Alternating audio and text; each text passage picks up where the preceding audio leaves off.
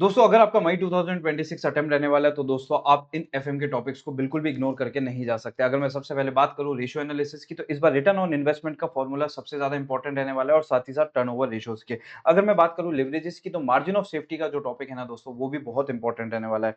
Working capital की अगर अपन बात करें तो पेबल्स मैनेजमेंट इस बार मोस्ट इंपॉर्टेंट है। आप ये समझ लो अगर एग्जाम में रोल नंबर लिखना इंपॉर्टेंट है तो उतना ही इंपॉर्टेंट पेबल्स मैनेजमेंट भी है दोस्तों। नेट करंट एसेट मेथड भी इंपॉर्टेंट रहेगा और क्रेडिट पॉलिसी भी।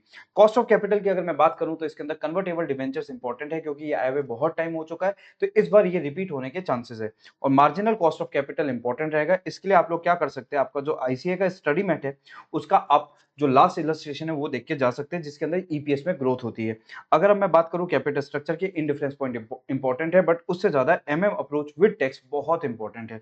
अगर बात करें डिविडेंड पॉलिसी तो इसके अंदर वॉल्टर अप्रोच इंपॉर्टेंट है और साथ ही साथ इन्वेस्टमेंट डिसीजन में कैपिटल रेशनिंग का topic, project with unequal lifes का और साथ ही साथ रिप्लेसमेंट मेथड तो हमेशा अपना इंपॉर्टेंट रहता ही रहता है।